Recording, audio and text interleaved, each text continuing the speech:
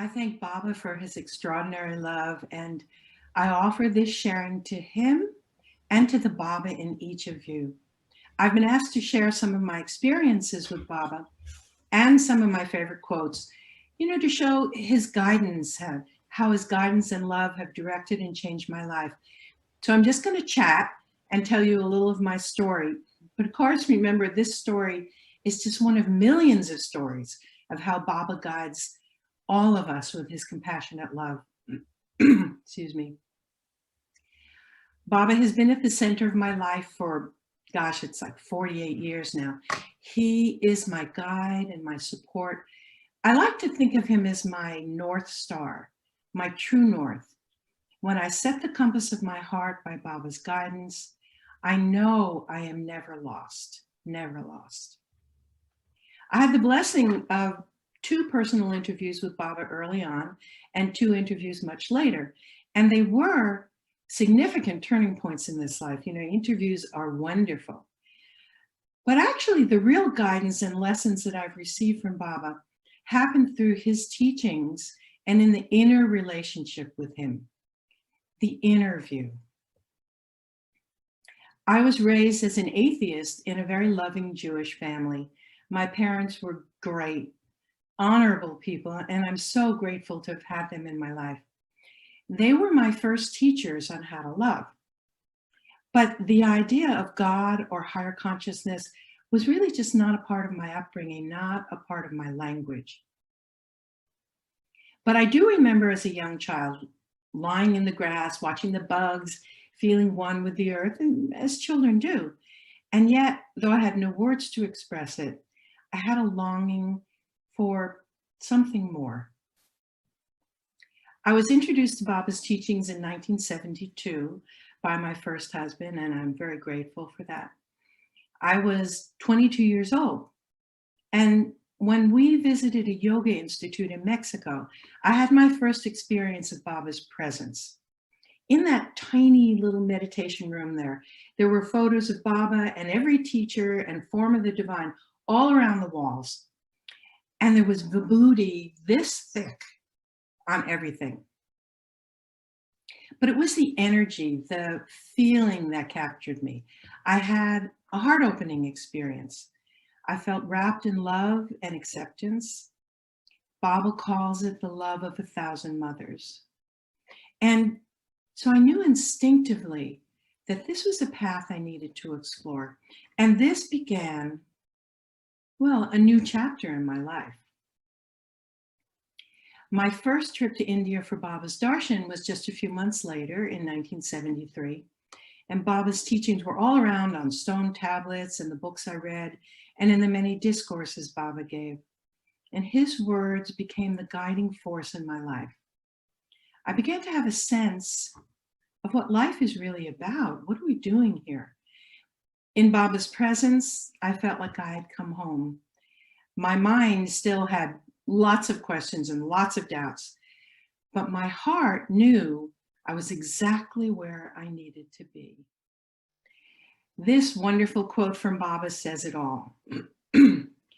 After long searches here and there, in temples and in churches, in earths and in heavens, at last you come back, completing the circle from where you started, to your own soul, and find that he, for whom you have been seeking all over the world, for whom you have been weeping and praying in churches and temples, on whom you were looking as the mystery of all mysteries shrouded in the clouds, is the nearest of the near, is your own self, the reality of your life, body, and soul. That is your own nature. Assert it, manifest it. It is the truth. Incredibly inspiring. Here's a photo of what darshan was like at Brindavan in Whitefield back in 1973. That's me up on my knees, black hair, and so very young. We were all waiting for Baba to come out. See, there are just a couple of lines of devotees sitting along the driveway under the flame trees. And here's Baba. He was in his 40s and incredibly energetic. He was building colleges, building the ashram, building hospitals, and more. He's so wonderful. And this next photo is what Darshan was like on Thursdays and Sundays under the big tree in Brindavan. And he was so close to us all. He was so accessible. In those early years of coming into Baba's direct orbit, I slowly became more comfortable with the language of devotion, leading bhajans, making trips to India for Baba's darshan, and Baba slowly allowed my heart to open to him. And the inner relationship began to develop. As this became more familiar, I started to trust this relationship. This was Mahashivaratri, 1977 in Prasanthi Nilayam, in the Purnachandra. It was an amazing experience. And it was the last large public Mahashivaratri until many years later. And the day started very early with the Abhishek ceremony. Baba bathed the silver statue of Shirdi Baba with milk and water and produced a jewel that he placed on Shirdi's forehead and showered the statue with tons and tons of vibhuti. I'm sure you've seen photos of this. But you know, Baba was beaming and smiling and clearly enjoying himself. Then when he was done, he took the pail of tirt, which was the water and the milk and vibhuti, and a long whisk, and started moving around the Purnachandra. Spontaneously, a row opened up way on the men's side and came all the way across to the ladies' side, right in front of where I was sitting. Baba came down the line and stopped directly in front. He dipped the whisk in the pail and whoosh, swept it over our heads. We were all completely drenched to the skin, and the tear went right into our eyes and mouths. Baba was laughing and laughing. It was a totally joyful blessing. Then in the evening, Baba produced the lingam. This experience took everything deeper for me. I had a visceral, felt sense, a powerful experience of healing, empowering divine energy. And I felt this powerful path of love really become my own, not filtered through the perspective of anybody else's thoughts or beliefs, but direct experience straight to my heart. So in 1979, Baba called my husband and me in for an interview, my first. He told us to have our 2 sons. My heart just broke open like a coconut. I cried and cried. I knew that these souls were Baba's boys, and I had been given my homework assignment: birth them, care for them, raise them in Baba's light. Now, if you really want to be in the spiritual classroom, have a family. We all know how complex life is: work, parenting, life in a body. Everything conspires to push our buttons, and so we react. Boy, do we react. Baba tells us our real identity is the eternal Atma, the higher self, and at the same time, a bundle of tendencies from past lives, programming from our families of origin, and immersed in all kinds of complicated roles and relationships. This is the curious paradox of being human. So how do we negotiate this life? How do we live the human values? First off, Baba tells us that we must truly understand that there is nothing in our lives that is not our spiritual path. We don't have, the spiritual path over here and regular life over there. This is it. This is our spiritual path. And he tells us that love is our true nature. Baba says, quote, "For everything, love is primary. Love in speech is truth. Love in action is righteousness. Love in thought is peace. Love in understanding is nonviolence." He instructs us how to be true to our divine inner reality and our natural humanness. Follow the path of love and service. Offer everything to the divine. Learn healthy detachment. Learn to control the mind and become, we hope, wiser and happier. We can learn to know and honor both our original essential goodness and our original essential godness. But of course, it takes time. It takes time, and we make mistakes. We make lots of mistakes. You know, one of my favorite stories is from Mr. Kustore's book, Loving God. In it, he relates how Baba reassured him after he had made a mistake that really, really upset him. Baba said to him, "This is not the first time you have blundered. I am always with you. Go on stumbling. I will follow, saving you from the hurt." Go on stumbling. Well, I can really relate. Boy, can I relate. Through my 30s and 40s, I stumbled my way through parenting, marriage, business. This was a really intense classroom for learning how to put Baba's teachings into action. And looking back, what I learned was how critically important it is to develop real integrity. It's not enough to think lofty spiritual concepts and then have one's words and actions not match. When thoughts, words, and actions are not in alignment, we can do great damage to ourselves and to the people we love. We all know it's so easy to get caught up in life, mindlessly running around, doing what seems to be so important, and actually completely miss what really is important: love. So how do we stay present and aware and conscious of who we are, even as we are taking care of all those many tasks of daily life? Well, Baba gives us so much guidance, so many teachings along the way. So here's just one example. I remember hearing Baba say, "Duty without love is deplorable. Duty with love is desirable. Love without duty is divine." So one day when my kids were little, I was making dinner and I was tense and irritated about something, who knows what. But suddenly I could hear Baba's voice in my mind saying those words: "Duty without love is deplorable."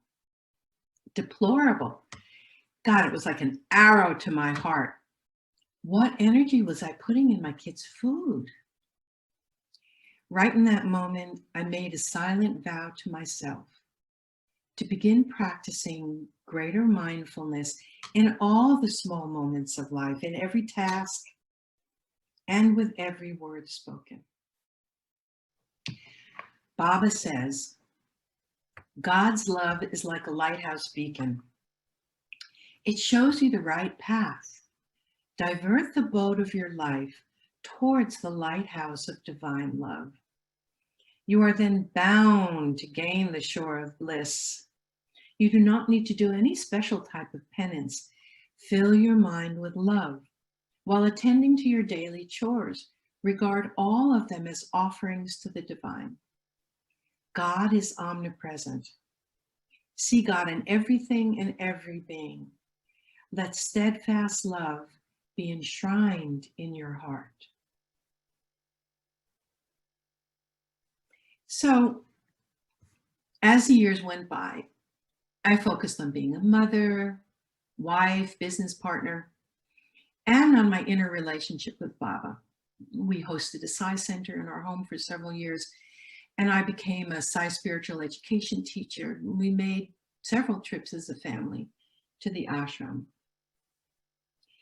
Then, in the late 90s, my life changed dramatically.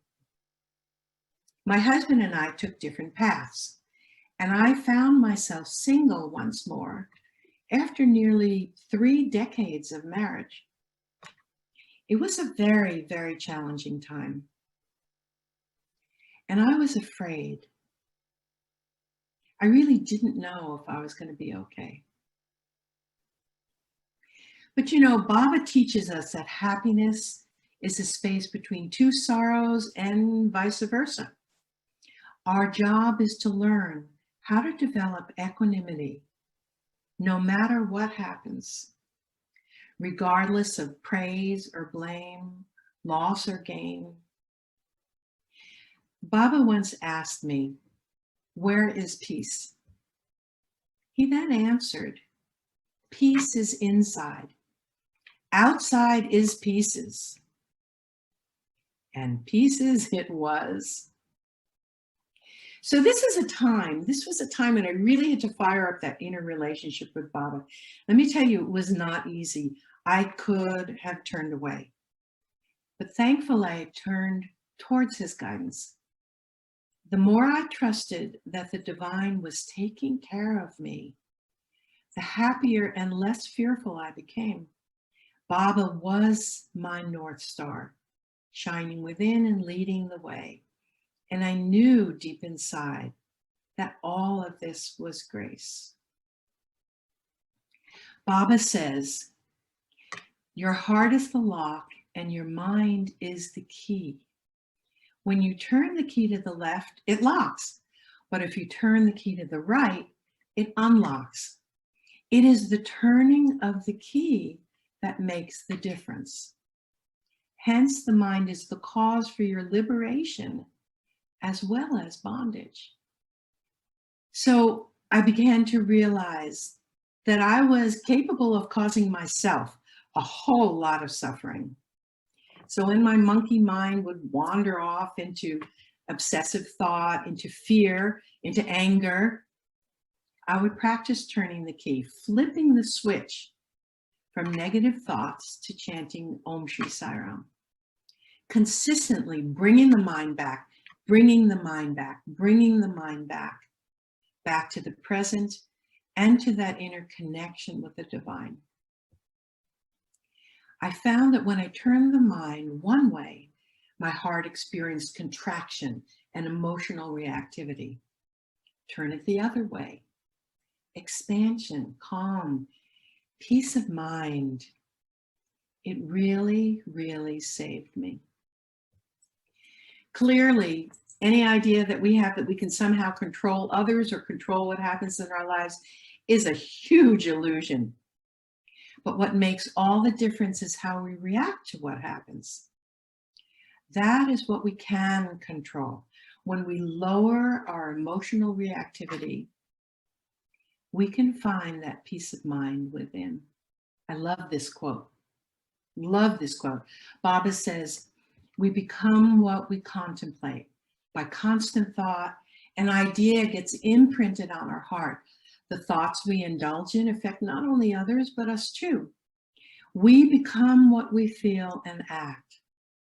Let every second become a chance to entertain a new thought, a deeper love, a broader heart. Every second marks a new birth. It is a chance for achieving a new victory. I spent the next 5 years doing a lot of inner work. My sons were growing up, and so I made several solo trips to the ashram for Baba's darshan, and that was really new for me. I had wonderful experiences there that even further deepened my confidence in my higher self, in the inner voice. In 2002, I was reintroduced to an old side OT acquaintance from 25 years earlier, and that was Bouche. He had also been doing a lot of inner work on himself, and we found that we were very much of one mind about values and the inner relationship. And we felt as though Baba had brought us together. Bruce asked me to marry him. I said yes. We didn't want a big wedding. You know, we talked and talked about it a lot. What we wanted was a ceremony that was totally focused on the divine, no distractions. So in January 2003, we traveled to the ashram to have Baba's darshan and just to say thank you to him. At that point, my last interview with Baba had been 23 years earlier, and Bruce had never had one in 25 years. We had long ago gotten over any idea that we needed an interview. We both felt Baba's presence so strongly on the interview. We had our wedding rings with us. We were just going to say thank you and let the rings soak up the darshan energy. Baba had other plans for us. Miraculously, we both ended up in front row of darshan just through the normal chit system. Baba came into the hall on the ladies' side, and as he was coming closer and closer, he was staring at me, smiling, and inwardly I was saying, "Oh, thank you, Swami, for everything in this life. I love you." Suddenly I realized he was coming straight over to me, and I was utterly, utterly shocked when he said, "Go inside," and called us in for an interview. It was completely unexpected. So we didn't say a word about marriage, nor did Bruce show the rings to Baba. There were so many other things going on. There were 9 of us there, including some close friends who Baba had also called in separately from us. And when he called Bruce and me alone into the small family interview room, he just silently took the wedding rings out of Bruce's hand and he went and sat in his chair. We were sitting at his feet. Baba, still without saying anything, he played and played with the wedding rings and rolled them over in his hands and blew on the rings and said very forcefully into the rings, "Marriage." Then he handed us each our own ring and told us to put them on. We realized Baba had just married us. Clearly, he knew everything. Here was the wedding we wanted, and in a way that was far, far beyond anything we could have imagined. Anything we could have imagined. And so began another new chapter of life. And so this photo, this slide here, this is a photo of Bruce and me holding hands with Baba after he married us.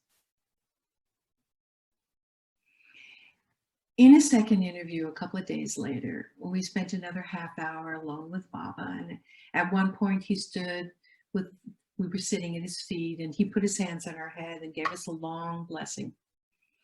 And he kept calling us husband and wife, just in case we didn't get it that we were well and truly married. During those interviews, many other amazing things happened too. Just too much to tell here. But Baba held our hands. He talked about my parents, our sons, work, the past, the future, the path of love. And we laughed a lot. We laughed and laughed and laughed. He was our dearest intimate friend, just as always been on the inner. Our best friend, as if it was simply a continuation of the inner relationship that we've both felt with Baba for so many years. And he filled us to the brim with love. He readied us for this new chapter of life. So I can't believe that it's been nearly 18 years since then. Bruce and I have gone through so many of life's challenges and joys during this time. We helped our parents through their final years and their transitions to the next life. And our dear Baba left his body too. During this time, Bruce had a very difficult 2-year journey through cancer that challenged us in so many ways. Baba came to him often in dreams, giving us guidance and support. But that's Bruce's story to tell. I was Bruce's caregiver, and it was really hard. It was really scary. But I felt Baba with us all the time, and I surrendered everything over to the divine, all my fears, the not knowing what was going to happen, the exhaustion. I worked hard at staying positive and cheerful for Bruce, and every day I visualized putting Bruce into the hands of the divine over and over and over again, and letting go of the outcome. And I chanted the Gayatri, did lots of Namasmarana. For both of us, ultimately, that journey strengthened our confidence in the guidance from within. and made our marriage partnership even stronger. It was such incredible grace that Bruce regained his health. Sairam for that. Baba tells us that no matter what happens, we should say, this is good for me. And we know in our hearts that it really was. And of course, there's also been joy, so much joy, service, family, work that I love. Life is rich with love and lessons. I no longer fear the future. I know that all is in the hands of the divine. Learning to rely on the higher self, listening to the inner guidance, has made this life an amazing journey. Even if I could, I don't think I would change anything. Everything is a sign of his grace. Speaking of signs, I remember once when Bruce and I were on our way to a cancer treatment after a really difficult year and a half. We were driving to Santa Barbara over the mountains on a 2-lane road. There was construction going on, so one lane was blocked, and we had to stop and wait until we could proceed. We sat there talking about how tired we were and how are we going to be able to continue to stay positive? Then the pilot car came and backed up to us, and right in front of our faces was a huge 5-foot bright orange sign that simply said, "Follow me." We just laughed and laughed. It was so clearly one of Baba's calling cards. We knew he was with us, listening to us. Baba says, life should rest on the 4 pillars of truth, righteousness, peace, and love, which hold it firm against the turbulent waves of joy and grief. Of these 4, love is the crucial support, for it is the very breath, the sole purpose of life.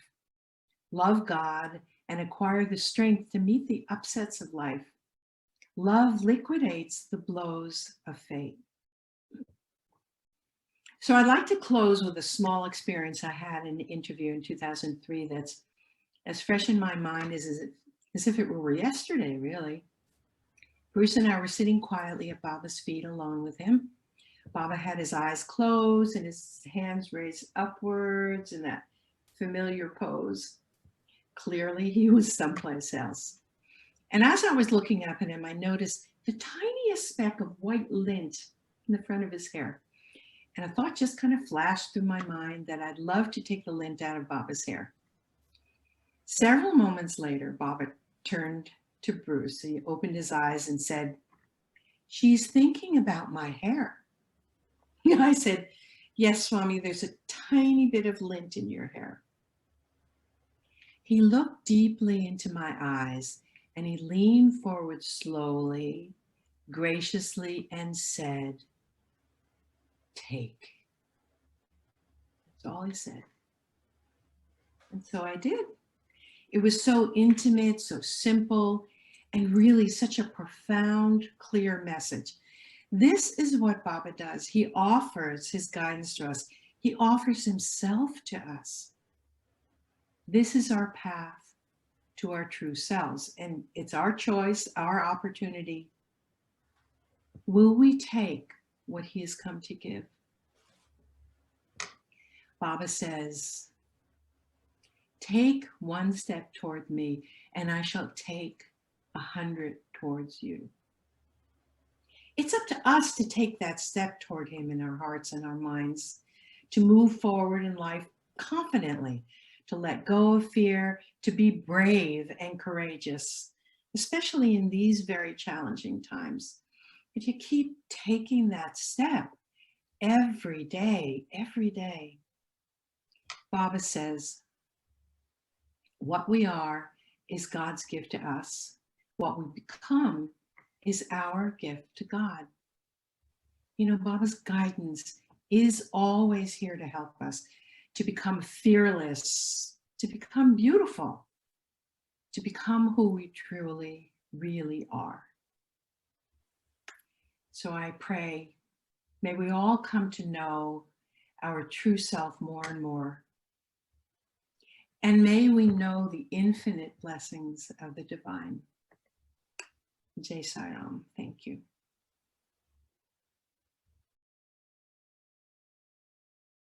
I wasn't sure we'd have time for this story, but to me, it really makes clear the fact that the inner relationship with Baba is absolutely real.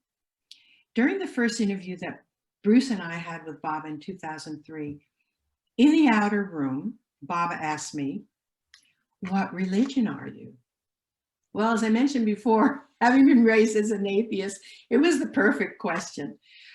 Of course, Baba asked me that. And so I answered, "I'm a devotee of God, Swami. I'm your devotee." Baba closed his eyes for a few moments and then waved his hand in a circle and materialized a gold chain with a gold cross about this big, studded with 11 diamonds. This really surprised me, not only because of the materialization, which was fabulous, but also because I'm not a Christian. And I immediately wondered why Swami chose a cross. I knew there was a reason. Baba never does anything random. So immediately the thought ran through my mind, well, I wouldn't be able to explain this cross to my elderly father, who was Jewish and an atheist. But Baba unwound the gold chain, opened the clasp, and leaned forward, and he put the necklace on me. Now, Baba had said that he would see us before we left, but you never really know what that means. So after this interview, not knowing if Baba was going to call us in again, I started chatting with Baba in my mind, thanking him and, discussing with him my mixed feelings about the diamond cross he had made. I would pray to Baba in my mind, Swami, I'm so grateful for the gift of the necklace. And to me, it's all the same and it's wonderful. But my father is Jewish and an atheist. He just wouldn't understand why you gave me a cross. I just won't show it to my parents because they're so old. They were in their 90s. I don't want to upset them. But if you do call us in for a second interview, maybe you could change the necklace. My parents love and respect you, so maybe a necklace with your picture. And maybe could you please make something for Bruce, like a ring, so he doesn't feel sad that only I received something from you. So I'm just chatting, just in those words to Baba. I didn't have any outer contact with Baba during those days. I didn't write any letters either. And when Baba did call us in for a second interview 2 days later, we were just so thrilled. And there were 9 of us again in that outer room. And as Baba entered, he materialized vibhuti just for the women, I think. I quickly ate mine, while the others held theirs in their hands, and they weren't quite sure what to do. Baba gave them paper to put the vibhuti in. Then he turned to me to give me paper, and I said, very sheepishly, "I already ate it all, Swami." And he just laughed and laughed and laughed. After Baba made a really beautiful pendant for one of the other women there, he sat back in his chair and he gestured in an almost, what I like to think of as almost a Yiddish manner with both hands. And he said, "Father is Jewish. You don't like the necklace?" Can you believe that? I said, "Swami, the necklace is so lovely, but I'm not a Christian." Then Baba told me to give him the necklace. I took it off and he took it and he held it in his hand, his closed hand far away from his body, and he blew on it 3 times, long, slow breaths. And then when he opened his hand, out jumped a new necklace and a ring, which fell to the floor at Bruce's feet. Baba had transformed the cross with 11 diamonds into a ring and into a gold chain with a pendant with Baba in the blessing pose. The ring was a large green diamond set in gold. And Bruce picked it up and he went to hand it to Baba, and Baba said, "No, that's for you." Then Baba put the ring on Bruce's right hand and said, "Perfect fit." Then he handed Bruce the necklace and told him, "You put it on her." So this became my Mangala Sutra, my wedding necklace. This is it. Baba had answered all of my requests.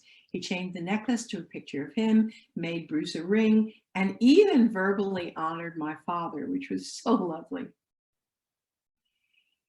You know, that is truly the love of 1,000 mothers. And so I know every moment that he's listening inside all the time. I no longer have the urge to ask him for anything like I did then. I know he gave me what I asked for at that time so that I would really have confidence in the inner relationship. It is real. He hears all of us. He hears all of us. And I really encourage you all to develop that inner communication and to have confidence in it, real confidence. Sairam.